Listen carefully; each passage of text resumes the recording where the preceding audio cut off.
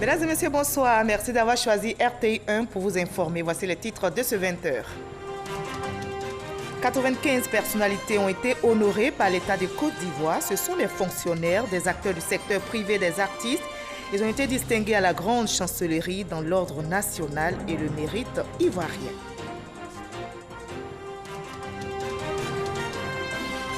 Nous aurons un dossier dans ce 20h consacré à l'association des cliniques privées et le syndicat des médecins privés de Côte d'Ivoire. Ils ont suspendu leur décision d'augmenter des tarifs de soins à l'issue de la rencontre avec le ministre de la Santé. Nous reviendrons sur les circonstances de cette décision et son impact sur les populations. Un autre contingent de 154 migrants clandestins ivoiriens est arrivé hier de Tripoli. Ce retour des Ivoiriens de la Libye est le fruit de la collaboration entre la Direction générale des Ivoiriens de l'extérieur et l'Organisation internationale de la migration. Nous ferons le point des rapatriements dans ce 20h. Enfin au Mali, le second tour de la présidentielle ce jour dimanche prochain, comme en 2013, entre Ibrahim Boubacar Keïta, l'actuel président, et Soumaïla Cissé, le chef de file de l'opposition. Les électeurs n'ont pas reçu de consigne de vote des candidats du premier tour. Soyez les bienvenus sur RTI 1. Avant de développer tous ces titres, je vous propose la déclaration du président de la Commission de l'Union africaine après le discours du président de la République, Alassane Ouattara, discours prononcé le 6 août dernier. Le président de la Commission de l'Union africaine, Moussa Faki Mahama, a suivi avec intérêt l'allocution prononcée par le président Alassane Ouattara à l'occasion du 58e anniversaire de l'indépendance de la Côte d'Ivoire. Il note avec satisfaction les mesures courageuses qu'il a annoncées. Celles-ci contribueront grandement à la consolidation des acquis remarquables obtenus par la Côte d'Ivoire depuis la fin de crise post-électorale d'octobre 2010. Il s'agit là d'un témoignage supplémentaire de l'attachement du président Ouattara à l'approfondissement de la démocratie dans son pays, mais aussi du respect que la Côte d'Ivoire voue aux institutions de l'Union africaine. Le président de la Commission exhorte les différents acteurs ivoiriens à faire le geste fort posé par le président Ouattara pour œuvrer au renforcement de l'unité de leur pays et surmonter définitivement les séquelles de la grave crise post-électorale de 2010, et c'est signé du président de la Commission de l'Union africaine. Nous prenons à présent la direction de la grande chancellerie qui vient d'organiser, je rappelle, une cérémonie de distinction. 95 personnalités ont été décorées. Ce sont des fonctionnaires, des acteurs du secteur privé et des artistes. 52 ont été élevés dans l'ordre national et 43 dans l'ordre du mérite ivoirien. Et en plus de la décoration, ils ont reçu des plants d'arbres pour lutter contre la déforestation. Explication détaillée avec Olivier Iriebi et Herman Divi. Elles sont au nombre de 95, ces personnalités dont le mérite vient d'être reconnu par l'État. Parmi elles, 52 distinctions dans l'ordre national, dont 4 commandeurs, 39 officiers et 9 chevaliers. 43 autres élevés dans l'ordre du mérite ivoirien, ces serviteurs de l'État et opérateurs du privé, acteurs de la société civile, ont été encouragés par la grande chancelière pour leur contribution au progrès économique et social de la Côte d'Ivoire. En plus de leurs médailles, des plants d'arbres leur ont été remis pour la lutte collective contre le réchauffement climatique. C'est vous, serviteurs de l'État et opérateurs du secteur privé. En souvenir de la médaille qui vous sera décernée aujourd'hui, et avec elle, je vous ai apporté non pas des fleurs, mais un plant d'arbre. Je voudrais vous inviter chacun à planter un arbre. Lors de cette cérémonie de distinction, la grande chancelière a félicité le président de la République pour son message adressé à la nation à l'occasion du 58e anniversaire de l'indépendance de la Côte d'Ivoire. Pour elle, l'ordonnance d'amnistie dont bénéficient 800 personnes impliquées dans la crise post-électorale de 2010-2011 témoigne de la ferme volonté du chef de l'État de rassembler les Ivoiriens autour de la mère patrie. Ajouté à son bilan déjà impressionnant, le discours du 6 août 2018 confirme les qualités de leader du président Alassane Ouattara et son souci de travailler pour une Côte d'Ivoire unie, apaisée et respectée. Cet engagement pour la réconciliation et la paix prôné par le président Alassane Ouattara est salué par la star du reggae, Alpha Blondy, fait commandeur de l'ordre national à l'occasion. Quand je vois le geste divin que le grand frère Alassane Ouattara vient de poser, il y a une petite larme qui m'a trahi là. Parce que tous les Ivoiriens voulaient ça. Et le président qui est à l'écoute des Ivoiriens, il l'a fait. Et ça, c'est grand. Les bénéficiaires ont promis de redoubler d'ardeur au travail afin de se montrer dignes de leur médaille. J'avoue que c'est un sentiment de grosse satisfaction qui m'habite actuellement. J'associe bien naturellement tous les employés de l'office. J'en suis le premier directeur général, donc il l'a mis en route. Mais personne ne peut avoir des résultats sans une équipe. Donc naturellement, mes premières pensées vont à l'endroit du président de la République, son Excellence Alassane Ouattara. Cette distinction cet après-midi imprime en moi un sentiment de reconnaissance. Reconnaissance envers Dieu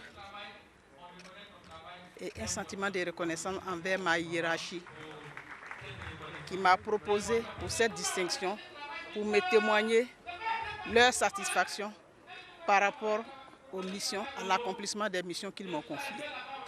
Je voudrais prendre cette décoration, cette distinction, à la fois comme un encouragement, mais aussi un appel au devoir, un appel à mieux faire, un appel pour beaucoup plus d'efforts dans le travail qui nous a assigné. Aujourd'hui, nous sommes décorés par Madame la grande chancelière. Je crois que c'est la reconnaissance du mérite de la nation au plus haut niveau et nous en sommes très fiers.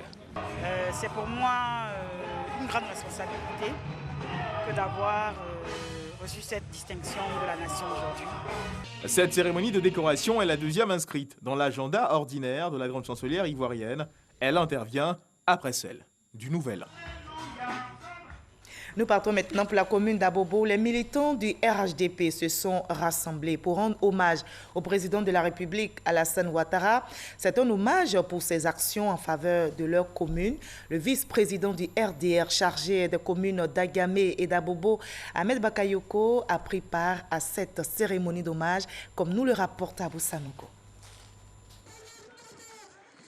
Abobo PK18 magnifie le chef de l'État Alassane Ouattara pour ses œuvres de développement de la Côte d'Ivoire en général et de la commune d'Abobo en particulier.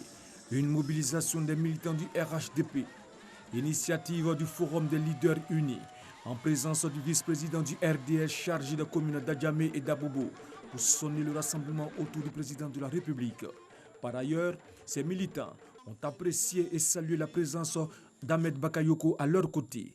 En retour, le vice-président du RDR, Ahmed Bakayoko, se félicitant de la grande mobilisation, a invité les militants du RHDP à l'unité et à la cohésion dans la commune d'Abobo. Il s'engage aux côtés du président de la République, Alassane Ouattara, à contribuer au développement de la commune d'Abobo. Le forum des leaders unis entend multiplier ce genre de rassemblement pour appeler à l'union autour du président de la République, Alassane Ouattara. C'est un défi que veut relever le gouvernement ivoirien. Il s'agit de l'accès à l'eau potable. Eh bien, le ministère de l'Hydraulique a été créé pour mieux s'intéresser à la question. L'autorité de tutelle, le ministre Laurent Tchagba, est à pied d'œuvre pour satisfaire les populations. Il vient d'échanger avec les responsables de l'Office national de l'eau potable. Franco Adio pour le reportage. Le ministre de l'Hydraulique, Laurent Tchagba, en visite dans les locaux de l'Office national de l'eau potable, ONEP. Le ministre n'y est pas un territoire inconnu. Cadre du secteur de l'eau, il a connaissance des défis à relever.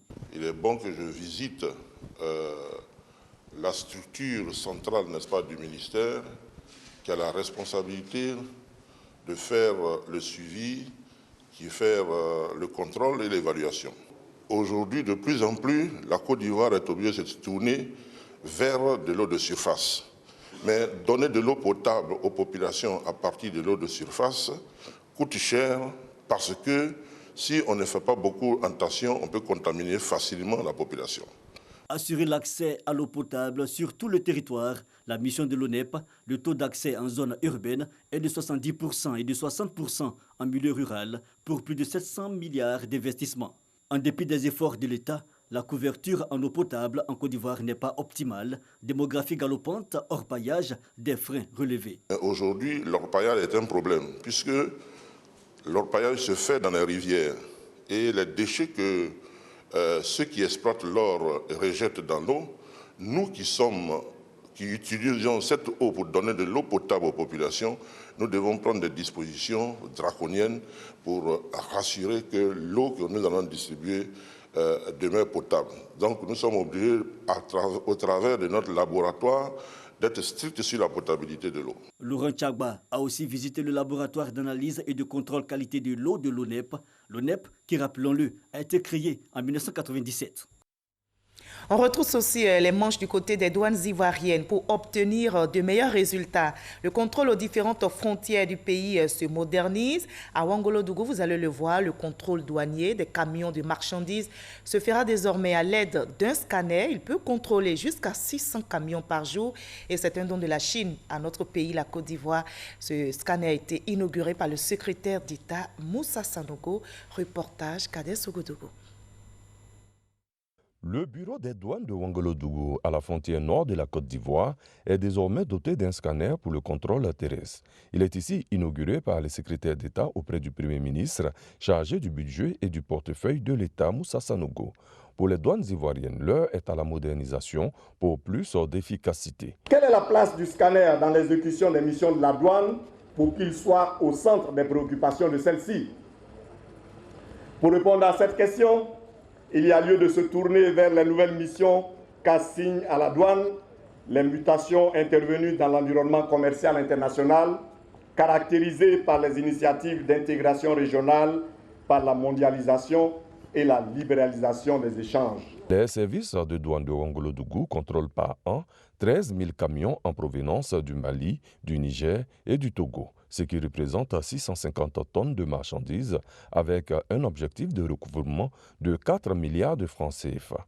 Avec ce scanner, le deuxième du genre, offert par la Chine, 600 véhicules peuvent être contrôlés par jour.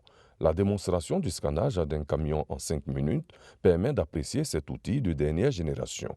Pour le gouvernement, l'amélioration des recettes douanières pour répondre aux nombreux projets de développement ira jusqu'au bout. C'est un impératif pour le gouvernement de créer un environnement attractif permettant de capter et d'optimiser toutes les opportunités en matière d'investissement et donc de développement. Sur ce plan, les douanes occupent une place hautement stratégique par leurs missions qui sont à la fois fiscales, économiques, sécuritaires et sanitaires. Compte tenu donc des enjeux liés aux missions de la douane, le gouvernement a engagé depuis près d'une décennie un ambitieux programme de modernisation concernant tous les leviers de l'action douanière. Les opérateurs économiques saluent cette innovation. Le scanner, ça nous arrange parce que ça nous permet de ne pas décharger la marchandise. En déchargeant comptant, ça commence la marchandise, ça crée trop de problèmes, ça prend beaucoup de temps. C'est une très belle opération et cela augure des lendemains meilleurs pour le commerce en Côte d'Ivoire. Acte fort de Moussa Sanogo et du directeur général des douanes avant de quitter Ouangolodougou, la remise de 2 véhicules au bureau et à la brigade des douanes et une communion parfaite avec les agents en service dans cette partie du pays. Un autre membre du gouvernement, il s'agit du nouveau ministre de la Communication et des Médias, Sidi Touré. Il était en visite ce jeudi au groupe Fraternité Matin sur place ici à Abidjan. Une visite qui intervient, je rappelle, 2 jours après celle effectuée à la RTI. Il est allé s'imprégner des réalités du groupe de presse et échanger avec les agents. Laurence Acho, Issa Tchonoyeo. Après la radio-télévision ivoirienne, RTI, le ministre de la Communication et des Médias, Sidi Timoko Touré, s'est rendu à Fraternité Matin. Cette visite s'inscrit dans le cadre des prises de contact avec les différentes structures sous tutelle. Une occasion saisie par le directeur général de Fraternité Matin pour exposer les difficultés auxquelles est confronté le groupe de presse des services publics. Nous avons pu échanger longuement sur les différents problèmes de Fraternité Matin, sur l'avenir de Fraternité Matin, sur nos projets. Le ministre nous a rassurés par rapport à son engagement derrière nous, à faire en sorte que nos projets aboutissent et nous assurer du soutien de l'État. À l'ère du numérique, la redynamisation du secteur de la presse écrite reste une priorité pour la tutelle. La Côte d'Ivoire a une histoire, celle de Fraternité Matin, depuis 1964. Et nous avons vu toute cette base qu'il nous faut s'être structurée, mais aussi préserver. Et nous avons eu des échanges approfondis avec le comité de direction sur le sujet, en termes d'opportunités qui existent déjà en bilatéral avec d'autres pays. Mais nous allons creuser davantage pour pouvoir apporter une réponse définitive à la question de la préservation des archives au national, au niveau ici de Fraternité Matin, dès l'année prochaine, ou plus tard, je l'espère, sinon cette année 2018. Après les 2 médias de service public, le ministre Sidi Timoko Touré a promis faire le tour des autres organes de presse.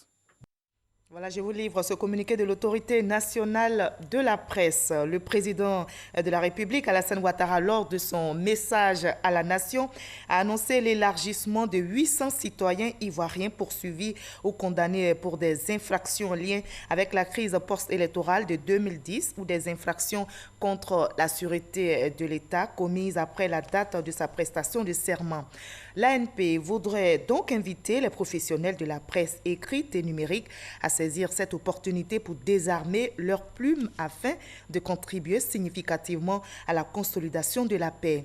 L'ANP encourage les journalistes à faire par leur production preuve de responsabilité professionnelle dans le traitement de l'information et à prendre toute leur part dans le renforcement de la cohésion sociale. On en arrive à présent à cette bonne nouvelle pour les populations. L'Association des cliniques privées et le syndicat des médecins privés de Côte d'Ivoire ont suspendu leur décision d'augmenter les tarifs de soins. La séance de travail tenue hier au ministère de la Santé et de l'Hygiène publique a porté ses fruits. Mais comment les populations ont-elles ressenti cette décision d'augmentation? Quelles ont été les conséquences? Éléments de réponse dans ce dossier signé ce soir à Mississauga. La décision unilatérale d'augmentation des tarifs des actes médicaux dans les cliniques privées vient d'être suspendue par les acteurs mêmes de cette décision. Les organisations professionnelles, que sont l'ACPCI et le syndicat national des médecins privés de Côte d'Ivoire, ont décidé de surseoir à l'application effective de la décision des nouveaux barèmes. Le 1er juillet dernier, l'ACPCI et le SINAMEPSI décident conjointement d'augmenter les tarifs d'exacts médicaux dans toutes les cliniques sur toute l'étendue du territoire. Une décision émanant de l'Assemblée générale extraordinaire tenue en janvier dernier. Cette mesure entérinée par le Conseil de l'ordre des médecins fait couler beaucoup d'encre et de salive. Mon fils avait mal à l'oreille. Je suis venue ici croyant qu'avec les 100%, même si je n'ai pas d'argent, je pouvais quand même faire la consultation. J'arrive, la dame me dit que non, que c'est maintenant, c'est passé à 11 000. Ce n'est plus 100%. Elle me dit non, que vous devez payer 11 000. Je n'ai pas pu soigner mon enfant. Je n'ai pas pu faire la consultation parce que je ne m'y attendais pas. À l'avenir, on aimerait bien que les assurances prennent la peine de contacter les clients ou les parents pour prévenir que voilà, les taux, les prix montent. Ça peut être un peu paralysant si on n'est pas sorti avec assez d'argent. L'association des cliniques privées n'a pas pris la peine de nous approcher, nous les mutualistes. Nous n'avons pas eu l'information. En fait, c'est à la date d'application de la mise en œuvre de la mesure que nos mutualistes se sont vus confrontés à ces nouvelles tarifications-là. Sans qu'au préalable, nous, on ait été informés. La mutualité ivoirienne n'a pas été associée, encore moins informée. Et nous leur avons signifié notre désapprobation à cette méthode peu participative, peu inclusive, alors que nous sommes en partenariat. Les raisons de cette décision de revalorisation tarifaire selon l'ACPCI et le SINAMEPSI sont entre autres l'amélioration du plateau technique pour des soins de qualité, le coût élevé des intrants, la concurrence déloyale des cliniques illégales et l'insolvabilité des assurances aux mutuelles. En fait, il ne s'agit pas d'une augmentation. Il s'agit simplement de mettre en exécution les tarifs que nous avons décidés d'un commun accord depuis 1998. Ce n'est pas une augmentation parce que ces tarifs sont connus de tous. Ce dont on parle ici, c'est des honoraires des médecins. Depuis 20 ans, voici un corps de métier pour lequel on dit, voici l'honoraire qu'on doit te payer. Il ne peut pas avoir accès à cet honoraire-là. Tout simplement parce que le payeur dit « je ne peux pas te payer ». C'est très difficile. L'application de cette mesure ne se fait pas sans difficulté. Il y a quand même eu un petit manque de communication venant, je pense personnellement, des deux parties, d'une certaine manière, surtout des assureurs qui peut-être ne voulaient pas effectivement utiliser les nouveaux barèmes que nous avons en place. Et nous, de notre côté, on se retrouve avec certains patients n'ayant pas l'information, un peu frustrés de le découvrir le jour de la consultation ou de l'acte qui doit être fait dans notre établissement. Je pense qu'on aurait pu faire un meilleur travail, entre guillemets, de communication. Parce que vous savez que les consultations, il y a 50% qui va au médecin et il y a 50% qui va à la clinique. Donc, bien sûr, si au lieu de, si au lieu de 10 000, vous payez 15 000, donc au lieu d'avoir 5 000, le médecin aura 7 500. Donc, sur chaque consultation, il a 2 500 francs de plus. C'est pour le bien du médecin aussi. Les coûts des prestations sont passés du simple au double en fonction du type d'assurance maladie, des jours et heures de consultation. L'exemple avec les consultations du généraliste qui était à 12 000 francs passe à 15 000 francs, voire 20 000 francs. Celle du spécialiste de 14 000 francs oscille entre 17 500 et 25 000 francs. Des frais additionnels à la charge des bénéficiaires. Habituellement, on payait 2 400 francs pour la consultation avec mon assurance. Mais maintenant, je paye 4 400.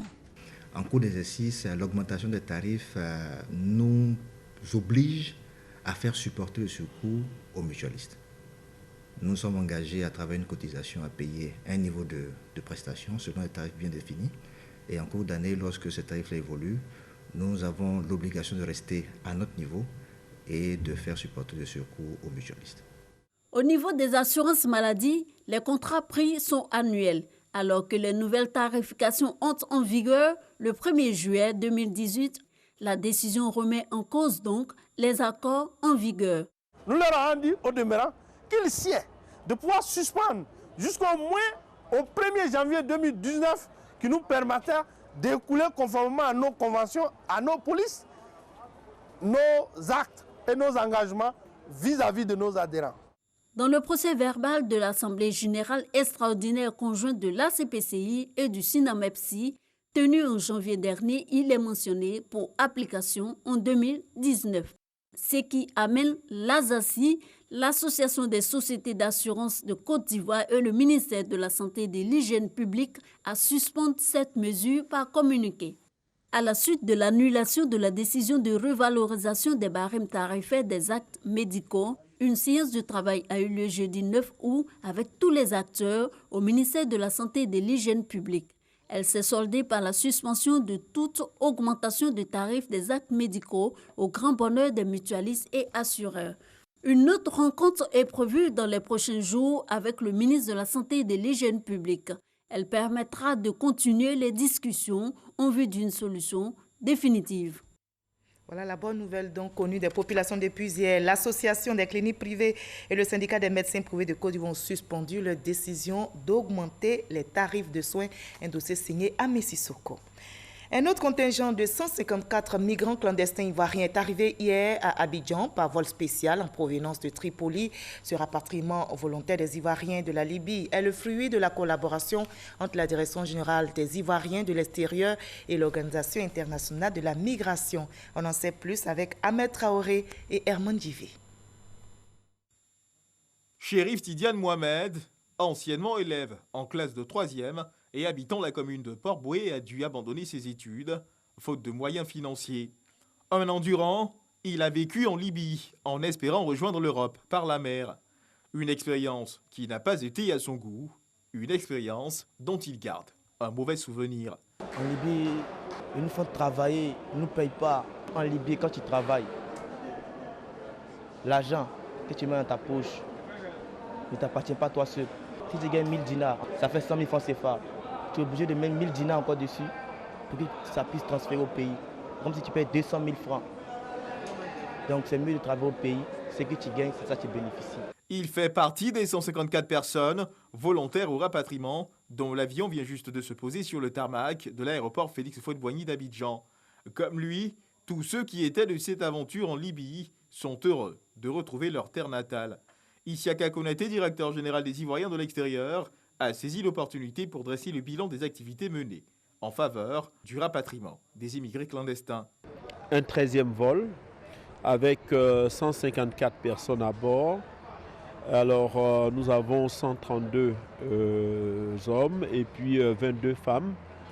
Et nous avons un cas assez dramatique, une jeune fille dont la mère était décédée, qu'on a pu retrouver. Donc le retracement familial est en cours. Les procédures vont se suivre avec l'OIM pour permettre de remettre la petite fille à sa famille. Donc c'est une opération qui se poursuit. Nous sommes aujourd'hui à 3749 personnes revenues sur 13 vols charter, le 6e de l'année 2018. C'est autant d'efforts qui sont faits par les partenaires internationaux et le gouvernement de la République de Côte d'Ivoire pour venir en appui à tous nos ressortissants qui se retrouvent en situation d'extrême détresse en Libye. Une somme de 165 000 francs et des denrées alimentaires ont été remis à chaque migrant par l'Organisation internationale de la migration OIM. Ils seront suivis en vue d'apprendre un métier pour se prendre en charge. Voilà, et ces Ivoiriens donc pu regagner leur pays. La Côte d'Ivoire qui a célébré, je rappelle, le 7 août dernier, le 58e anniversaire de son indépendance. L'événement a été marqué dans plusieurs localités. Je vous propose de revivre l'ambiance de la fête nationale dans la sous-préfecture de Gueye-Bli, dans le département de Diokwe, avec Ouattara Madou Walter. L'an 58 de la Côte d'Ivoire indépendante a été célébré dans la ferveur populaire à Témé-Son-du-Roson, localité choisie pour abriter cette année les festivités de la sous-préfecture de Gueye-Bli dans le département de Diokwe. Montée du drapeau sur fond musical de l'hymne national, puis message du sous-préfet. L'administrateur a invité les populations à s'approprier les valeurs de la devise nationale, à savoir l'union, la discipline et le travail. Karamoko Kone est également revenu sur l'engagement du président de la République, Alassane Ouattara, pour la paix et la réconciliation nationale. Il a exhorté dans ce sens les différentes communautés au renforcement de la cohésion sociale, tout en saluant leurs efforts qui ont permis d'atteindre la stabilité et la quiétude qui règnent en ce moment dans sa circonscription. Un défilé de couches socio-professionnelles et des remises de dons aux meilleurs élèves, sans oublier un concert offert par Jackie Maï, fils et cadre de la localité, des actions qui ont marqué la fête de l'indépendance à Témé-Son-du-Roson. D'autres régions de la Côte d'Ivoire ont célébré aussi la fête nationale le 7 août dernier. Retour sur la célébration avec nos reporters. À Gagnoua, à 275 km d'Abidjan, les autorités administratives, les politiques, les populations se sont donné les moyens de singulariser cette journée en faisant étalage, chacun en ce qui le concerne, de son savoir, de son savoir-faire et de son savoir-être à travers un défilé, mais aussi par une présence massive, distinguée et colorée. Le préfet de région, lui, est passé saluer chaque personnalité comme pour dire merci d'avoir fait ce qui est possible pour préserver la paix, la quiétude dans cette ville riche de son histoire sociopolitique, dans la marche de la Côte d'Ivoire vers plus de liberté et d'indépendance, avec cette invite à la réconciliation de tous par le sous-préfet. Comme pour donner du sens à cette invite, le 7 août 2018 est auréolé de l'ordonnance du président Alassane Ouattara qui a amnistié les filles et fils de ce pays, voilà qui a satisfait plus d'un. Les festivités marquant les 58 ans d'indépendance de la Côte d'Ivoire. Deux temps forts ont ponctué, comme de coutume, ces festivités. Le défilé militaire et celui des différentes couches sociales précédé du discours du préfet de région du Bélier, préfet du département de Toumoudi. Dans son allocution, Pandro Joseph a mis l'accent sur les conflits fonciers qui retardent selon lui considérablement le projet de délimitation des terrains villageois. C'est pourquoi il invite les élus, les cadres et les chefs de village à tout mettre en œuvre pour réduire ces conflits et permettre l'achèvement des projets de délimitation. Comme partout en Côte d'Ivoire, la sous-préfecture de Bongo dans le département de Grand Bassam a célébré le 58e anniversaire de l'indépendance de la Côte d'Ivoire. Le sous-préfet de Bongo, Abalé Nyombré, a invité ses administrés au pardon et à la cohésion sociale souhaitée par le président de la République, Alassane Ouattara. Un défilé des forces de défense en service dans la localité a mis fin à ces festivités à Bongo. La ville de Mans paraît aux couleurs nationales. Célébration de l'an 58 de la Côte d'Ivoire indépendante. Sorokaya Jérôme, préfet du département de Mans, préfet de la région du Tonkpi, fait mention du repositionnement de la Côte d'Ivoire dans le Conseil des Nations sous l'impulsion du président Alassane Ouattara et de son équipe gouvernementale. Il a aussi exhorté ses concitoyens à préserver la paix sociale, le vivre ensemble et à respecter les institutions de la République. Aux jeunes, il leur a demandé de s'investir dans l'entrepreneuriat et tourner résolument dos à l'immigration clandestine. Une célébration ponctuée par un défilé militaro-civil. Avenue principale de Congo, l'instant est solennel. Les populations autour du préfet Swalio Soumaoro célèbrent les 58 ans d'indépendance de la Côte d'Ivoire. 3 temps forts, le cérémonial militaire, le discours du préfet et le défilé. Un discours axé sur les acquis de Congo qui de plus en plus refait son retard avec des infrastructures dignes d'un chef-lieu de département. Le préfet Swalio Soumaoro a salué les efforts de l'équipe municipale dirigée par le ministre Téné Birahima Ouattara, véritable acteur du renouveau de Congo. La célébration de la fête de l'indépendance à Kanassé dans le département de Bondoukou, sous-préfecture de Pinda-Boroko, a été l'occasion pour le sous-préfet Goyi Boyibi Stéphane d'attirer l'attention de ses administrés sur les faits de société, notamment la sécurité alimentaire et sanitaire et l'insécurité qui se traduit par le vol aggravé et la cybercriminalité. Pour conclure, le sous-préfet a félicité le chef de l'État Alassane Ouattara pour ses récentes mesures de paix qui ont conduit à la sortie de prison de 800 de nos concitoyens. C'est le village de Kokorandoumi dans la localité d'Ayamé qui a abrité les festivités marquant le 58e anniversaire de l'indépendance de la Côte d'Ivoire. Dans son message aux populations, le sous-préfet d'Ayamé a exhorté ses administrés à la cohésion nationale et à la bonne gestion de l'héritage de feu le président Félix Houphouët-Boigny. Aux femmes et aux jeunes, elle les a exhortés à l'unité, au travail et au respect des valeurs humaines. La cérémonie a été ponctuée par le traditionnel défilé des forces de l'ordre et des prestations d'artistes.